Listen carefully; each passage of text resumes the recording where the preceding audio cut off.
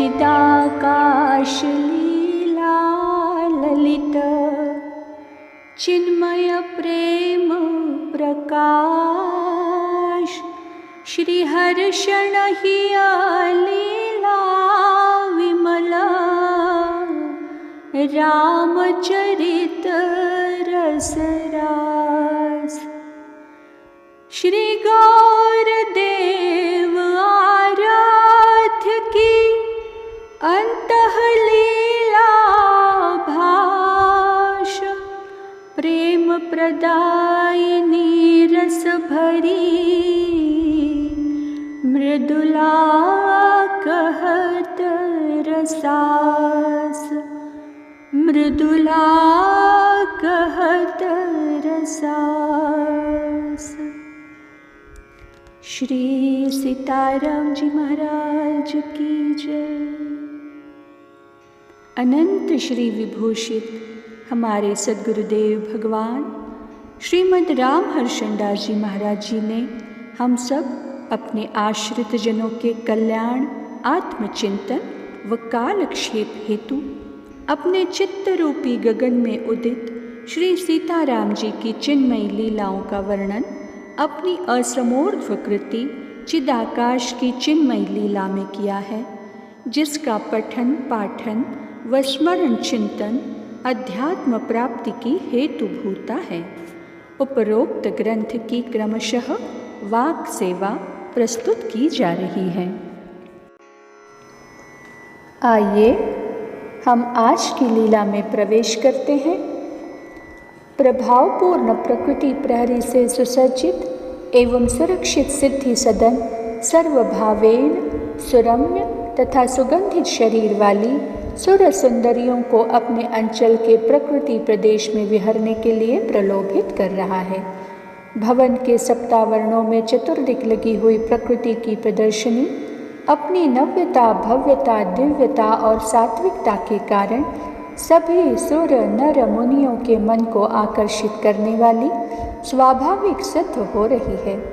यही कारण है कि गगनगामी विबुधों के विमान सिद्धि सदन के ऊपर वाले आकाश में स्थित होकर वहाँ की प्रकृति प्रभा के प्रकाश से सात्विकता की परिवृद्धि करके ही आगे बढ़ते हैं। अहो, विमानाकार भवन की सभी कक्षाओं में लगे हुए बड़े वृक्षों की तपसी समाज ने एक पैर से खड़े होकर ऊर्ध्व बाहु कितनी कठिन तपस्या में स्वयं को निमग्न कर दिया है। आश्चर्य! इसके स्कंदों के मध्यस्थल की आंखें अपलक आकाश की ओर लगी हुई, लगता है कि ये तप फल प्रदाता इष्ट के दर्शन की सुमुत्सुका हैं। अहो, इन विशालकाय वृक्षों की तपस्या इतनी अत्यधिक हो गई है कि इनके शिर से पुष्पों का सुगंधित धूम्र अग्नि समेत निकल रहा है। इन तपस्वियों को यह सुधि स्वप्न का विषय भी नहीं बनती कि हमारे सारे शरीर में जहाँ तहाँ पक्षियों ने अपना वास स्थान बना लिया है। इतना ही नहीं, शरीर में उनके द्वारा मलमूत्र कर देने का पता नहीं है। इनकी तितिक्षा तो महान से महान तपस्वियों से आगे स्थान पाने की सर्व समय अधिकारिणी है। कठिन से कठिन कड़ाके की वर्षा, ठंडक व गर्मी क्यों न हो, किंतु ये सर्वथा सहिष्णुता के साथ उसका समादर करते हैं। इन तरु तपस्वियों के शरण में कोई अतिथि असमय में भी आ जाए तो उसका आतिथ्य किए बिना ये अपने को नहीं सहते।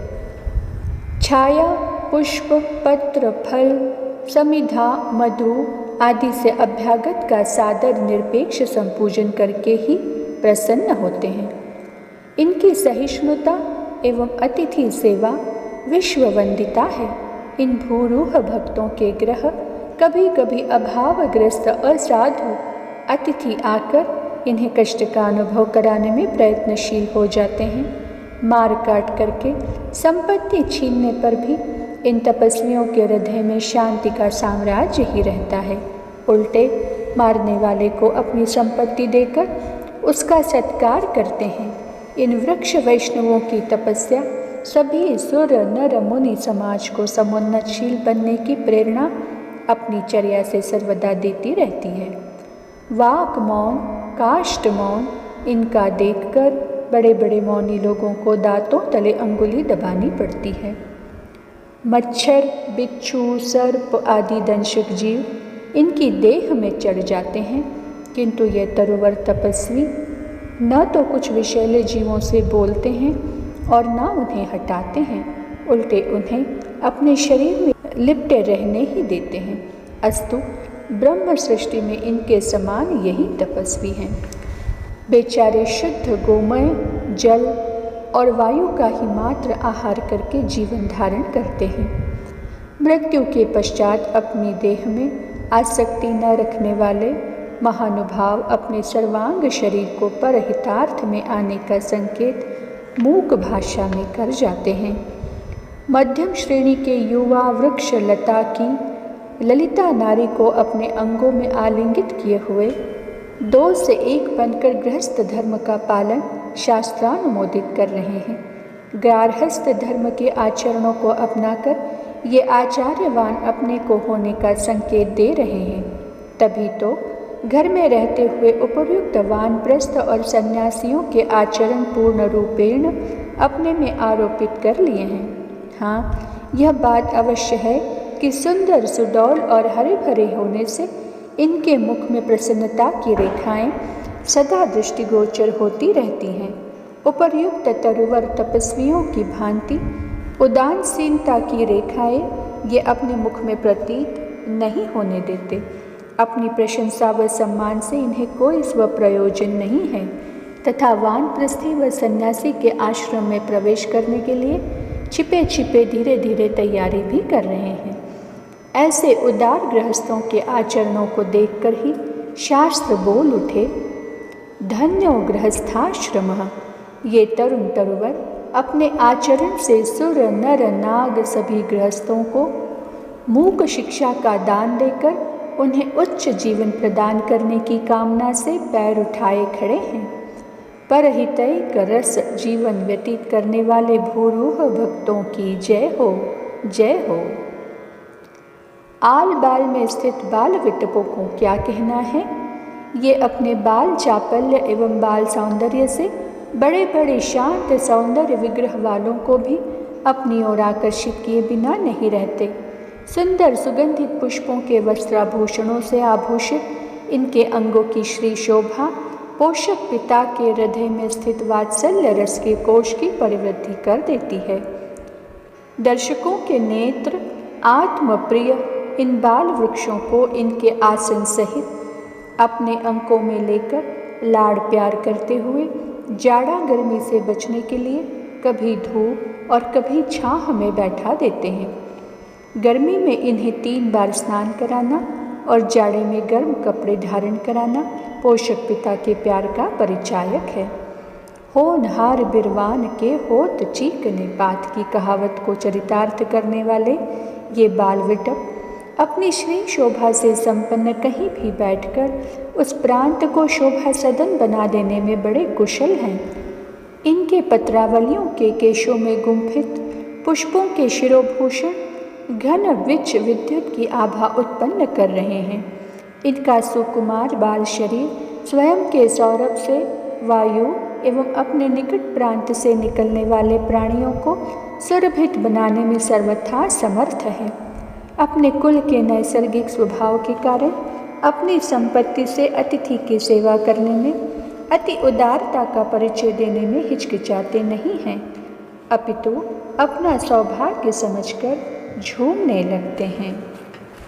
अहो, सुर एवं सुर सीमंतिनियों से स्पृहणीय सिद्धि सदन के उद्यान को अपनी तपोभूमि बना लेने से मुक्तियाँ इन्हें वर्ण करने के लिए ललचाई नियोचनों से देखती रहेंगी, किंतु सिद्धि सदन के संप्रयोग से सिद्धि के ध्येय सिद्ध नामक सिद्ध धाम के सिद्धेश्वर के मनोरंजन करने के लिए उनके परिकर भाव को प्राप्त हुए बिना न रहेंगे। ये ऐसा इनमें रमने वाले राम के बुद्धि का विनिश्चय है।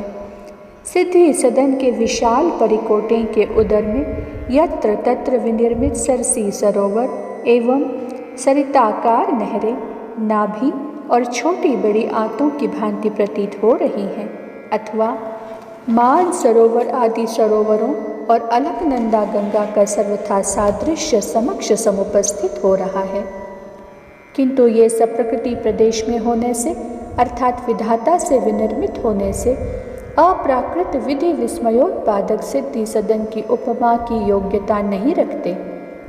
उनकी उपमा देकर उपमेय का अनादर ही होगा। अतः यहाँ के उद्यान, सरसी, सरोवर और नहरों के स्वरूप को समुज्वल रखने वाली उपमा शुद्ध सत्व विशिष्ट परम धाम में स्थित परमात्मा की लीला के सहयोगी उद्यान, सरसी, सरोवर और सरिताओं के साथ की जाए तो स्वरूपानुकूल है। फिर भी रसानंद की अनुभूति कराने में यहाँ के उक्त उद्यान और जलाशय वहाँ से अधिकतम सुखप्रद सहज सिद्ध प्रतीत होते हैं। सिद्ध के ऋषिकेश्वर को। आज की चर्चा को वाणी यहीं विराम देती है। श्री सिद्धि सदन विहारी विहारिणी जो सरकार की जय। श्री लाडली लाल की जय हो।